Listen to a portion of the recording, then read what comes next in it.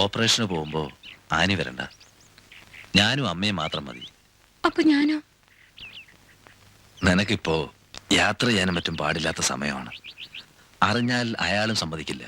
സമ്മതിച്ചില്ലെങ്കിൽ വേണ്ട, ഞാനുണ്ടാവും കൂടെ. അയാളുടെ കുഞ്ഞിനെന്തെങ്കിലും വന്നാൽ അയാളോട് ചെയ്യുന്നത് വഞ്ചനയാവില്ലേ? എനിക്ക് എന്റെ ദാസ വലുത്.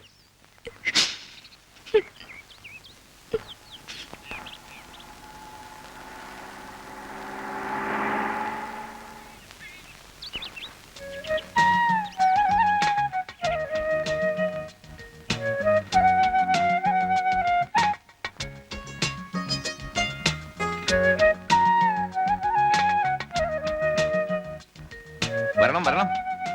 എനിക്ക് പെട്ടെന്ന് എഴുന്നേൽക്കാനും മറ്റും ബുദ്ധിമുട്ടുണ്ട്. അയ്യോ വേണ്ട, ഇരുന്നോളൂ. അകത്തോട്ടിരിക്കാം. വേണ്ട, ഞാൻ ഇവിടെ ഇരുന്നോളാം.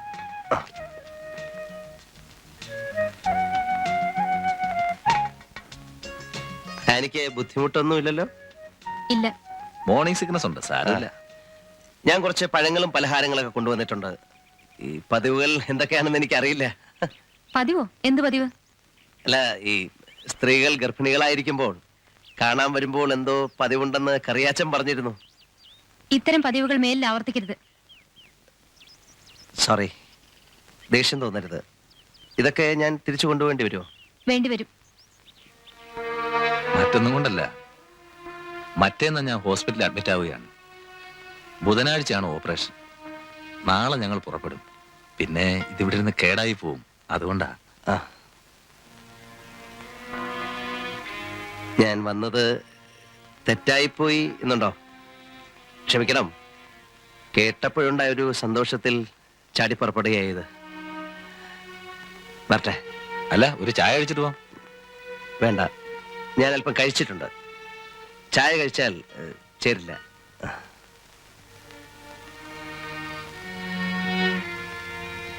മിസ്റ്റർ രാജീവ് മേനോൻ, താങ്കളുടെ സന്തോഷത്തിൽ പങ്കുചേർന്നില്ല എന്ന് വേണ്ട.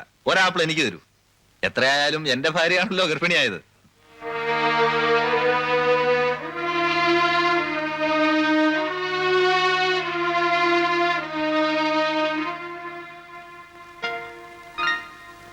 Thank you. വേണ്ട. വാങ്ങുവാ നീ? വേണ്ട പ്ലീസ്, ഞാൻ ഛർദ്ദിക്കും. ഒരമ്മയുണ്ടല്ലോ ഇവിടെ, ഒരെണ്ണം. വേണ്ട, കൊണ്ടുപോയിക്കോളൂ.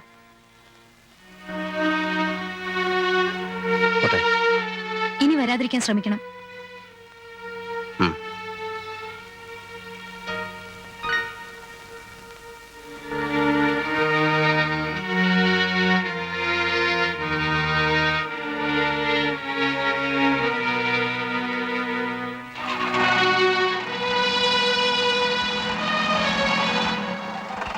ആനി വളരെ ക്രൂരമായിട്ട് അയാളോട് പെരുമാറിയത്. അയാൾ എന്റെ ആരാ? അയാളെ കാണുമ്പോ എനിക്ക് എന്നോട് തന്നെ വെറുപ്പ് തോന്നുന്നു. ഈ നാശം 10 മാസം കഴിഞ്ഞു കിട്ടിയിരുന്നെങ്കിൽ.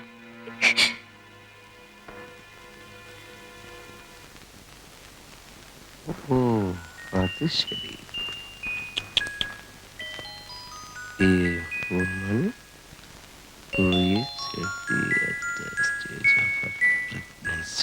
എന്തോന്നാണ് കുത്തി കുറിക്കുന്നത്?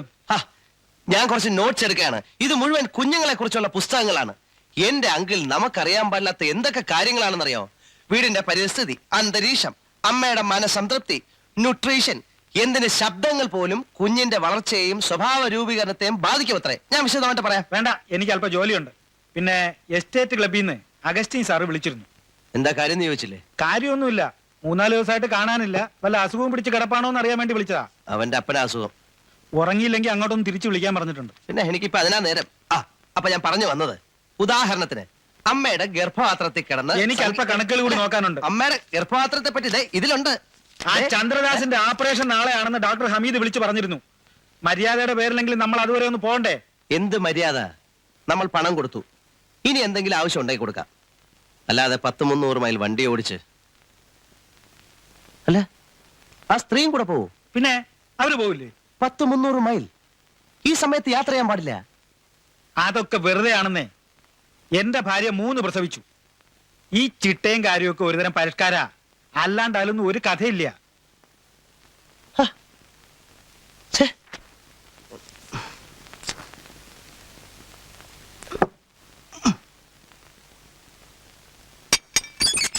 കറിയാച്ചോ കറിയാച്ച വാതിൽ തുറന്നേ. ആരാത്?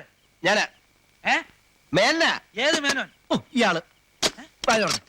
ഇങ്ങോട്ടേ ഇങ്ങോട്ട് വന്നേ. ഇയാളുടെ രാത്രിയില് അതെ, ഒരു സംശയം. എന്തുവാ? ഒരു മാസം ഗർഭിണിയായിരിക്കുമ്പോ യാത്രയോ? പിന്നെ നമുക്ക് എവിടെ വേണം യാത്ര ചെയ്യാം. നമുക്കല്ലടോ സ്ത്രീക്ക്.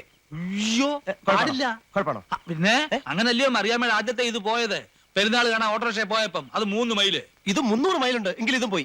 ഏത്? എടോ, ആ സ്ത്രീ അയാളും കൂട്ടി ഓപ്പറേഷന് പോയിരിക്കുക. അയ്യോ കുഴപ്പമായോ? നമുക്ക് ഉടനെ പോണം. വൈദ്യസഹായം കിട്ടി രക്ഷപ്പെടൂ. തീർച്ചയായും രക്ഷപ്പെടും. താൻ വന്നേ. വാ ഇന്നോ? വാ വാടോ. ഇപ്പഴാ? വാടോ. അയ്യോ എനിക്ക് ലീവില്ല. തനിക്ക് ലീവില്ലെങ്കിൽ മെഡിക്കൽ ലീവിന് അപ്ലൈ, അല്ലെങ്കിൽ തന്നെ നശിച്ച ജോലി അങ്ങ് പോട്ടെ. ചെല്. അല്ല അത് പിന്നെ ഈ ചിലർക്ക് യാത്ര ചെയ്താലും കുഴപ്പമില്ല. ഈ സ്ത്രീയെ കണ്ടിട്ട് ഒരു പ്രത്യേക ടൈപ്പ് അല്ലേ? കുഴപ്പമുണ്ടെങ്കിലും ഇല്ലെങ്കിലും നമുക്ക് ഉടനെ പോണം. താൻ പോയി റെഡിയാവും. ചെല്. പോടോ. പോ. ശ്ശോ. നമുക്കൊന്ന് കിടന്ന് ഉറങ്ങിട്ട് വെളുപ്പിനെ പോയാ പോരെ. ഡോ. അല്ല കുഴപ്പമൊന്നുമില്ലല്ലോ. ഒന്നുമില്ല. ഞാൻ ഭയന്നു. വന്നതിൽ സന്തോഷം. ഇവരെ ആശ്വസിപ്പിക്കാൻ ആരുമില്ലല്ലോ എന്ന് വിഷമിക്കായിരുന്നു ഞാൻ.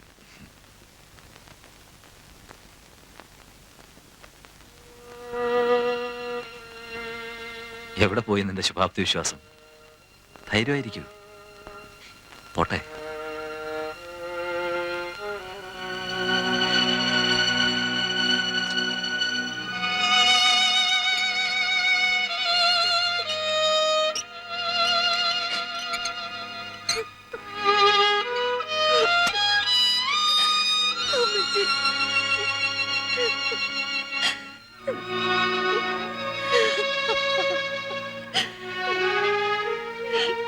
കരയുന്ന കണ്ടോ? ഇതൊക്കെ കുഞ്ഞിനെ ബാധിക്കത്തില്ലേ? പിന്നെ അതെ, ഇങ്ങനെ കരയല്ലേ. അത് ശരിയാണോ? കരയാതെ മോളെ, പ്രാർത്ഥിക്കും. ഇപ്പൊ സന്തോഷമായിരിക്കല്ലേ വേണ്ടത്. നിങ്ങൾ അതൊന്ന് പറഞ്ഞ് മനസ്സിലാക്കി കൊടുക്കണം. ഞാൻ പറഞ്ഞു, ഓപ്പറേഷൻ നടക്കുമെന്ന് തന്നെ കരുതിയതല്ല. കർത്താവിന്റെ കൃപ കൊണ്ട് എല്ലാം വിചാരിച്ച പോലെ നടന്നു. അതിൽ സന്തോഷിക്കുക. ഇനിയൊക്കെ കർത്താവിന്റെ കയ്യിൽ. എന്തെങ്കിലും കഴിച്ചോ? ഇന്നൊന്നും കൊടുക്കണ്ടെന്ന് ഡോക്ടർ പറഞ്ഞു. അല്ല, ഇവിടെ പാല് മുട്ട അങ്ങനെ എന്തെങ്കിലും വാങ്ങിച്ചോണ്ടിരാ. പ്ലീസ്, നിങ്ങൾക്കൊന്ന് പോകാമോ?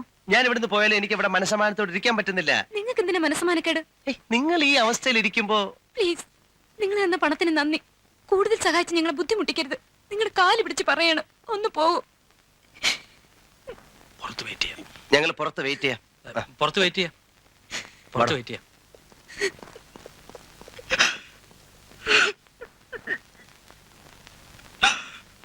അയാളെ 24 മണിക്കൂറും ഇൻസ്യൂ യൂണിറ്റ് കിടത്തും. എവിടെ?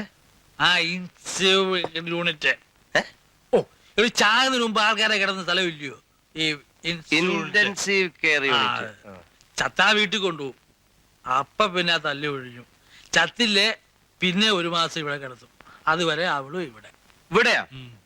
രോഗാണുക്കളുള്ള ഈ അന്തരീക്ഷത്തിലോ? ഞാൻ സമ്മതിക്കത്തില്ല. എന്നിട്ട് 4 നേരം അയാളുടെ തലക്കിലിരുന്ന് അവൾ കരയും. അതെന്റെ കുഞ്ഞിന്റെ ആരോഗ്യത്തെ ബാധിക്കും. അതുപോട്ടെ, അയാൾ മരിച്ചില്ല എന്ന് വിചാരിക്കാം. 1 മാസം കഴിഞ്ഞ് സുഖപ്പെട്ട് തിരിച്ചു വന്നാൽ എന്നാൽ എന്താ? എന്താ? എടോ, അവര് ഭാര്യയും ഭർത്താവും അല്ലേ? അതുകൊണ്ട് അതുകൊണ്ട് ആ, ഭാര്യയും ഭർത്താവുമ്പോഴേ ആ, എന്തെങ്കിലുമൊക്കെ സംഭവിച്ചാ അതിന്റെ കേട് തന്റെ കുട്ടിക്കല്ലേ. ആ. താനെന്താ തുറിച്ചു നോക്കുന്നേ? ശരിയാ. ഗർഭധാരണത്തിന് ശേഷം 4 മാസത്തോളം സ്ത്രീക്ക് ശാരീരികമായ ഒരു ബന്ധവും പാടില്ലെന്ന് ഞാൻ വായിച്ചിട്ടുണ്ട്. കറിയാച്ചൻ നുണ പറയല, സയന്റിഫിക് ആയിട്ടേ പറയുള്ളൂ. കറിയാച്ചൻ നുണ പറയുന്ന പ്രശ്നമില്ല. സയന്റിഫിക് ആയിട്ടുള്ള എണ്ണ